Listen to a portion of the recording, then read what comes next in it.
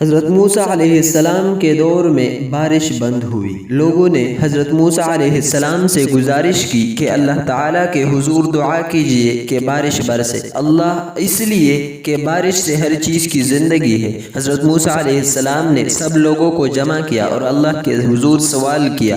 اللہ تعالیٰ نے فرمایا، موسیٰ اس وقت تک بارش نہیں ہوگی جب تک آپ اپنی اس مجلس سے اس آدمی کو نہیں نکالیں گے جو 40 سال سے ایک گناہ میں مصروف و مشغول ہے۔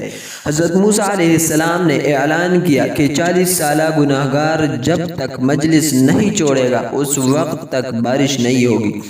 وہ بندہ سوچنے لگا کہ اگر اب اٹھتا ہوں تو لوگوں کی انگلیاں میری طرف اٹھے گی کہ یہ 40 سالہ گناہگار ہے، اور اگر نہیں اٹھتا تو بارش نہیں ہوتی۔ عجیب کشمکش میں تھا۔ اللہ تعالیٰ سے دل ہی دل میں صلح کر دیتا ہے اور توبہ کر دیتا ہے کہ یا اللہ، 40 سال تک آپ نے میرے گناہ پر پردہ ڈالا، آج بھی آپ میرے گناہ پر پردہ ڈال دیں۔ تھوڑی دیر گزر گئی، مجلس سے کوئی آدمی اٹھا نہیں، لیکن بارش شروع ہو گئی۔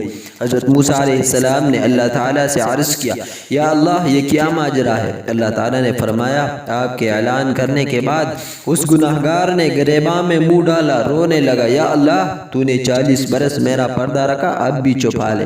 یا اللہ، اب میری توبہ ہے اور میں نادم ہوں۔ اس نے اخلاص کے ساتھ توبہ کر لی تو میں نے اس کو بخشا۔ تو دوستو، اللہ بخشنے کے لیے بہانہ تلاش کر دیتے ہیں، تب وہ تھوڑی سی توجہ کی ضرورت ہے۔ اللہ ستار بھی ہے، غفار بھی ہے، لیکن اگر ہم متوجہ ہوں تو یاد رکھیں اللہ قہار بھی ہے۔ اللہ کی رسی بڑی ڈھیلی ہوئی ہوتی ہے، لیکن جب رسی کھینچ لے تو پھر چھوٹنا مشکل ہوتا ہے۔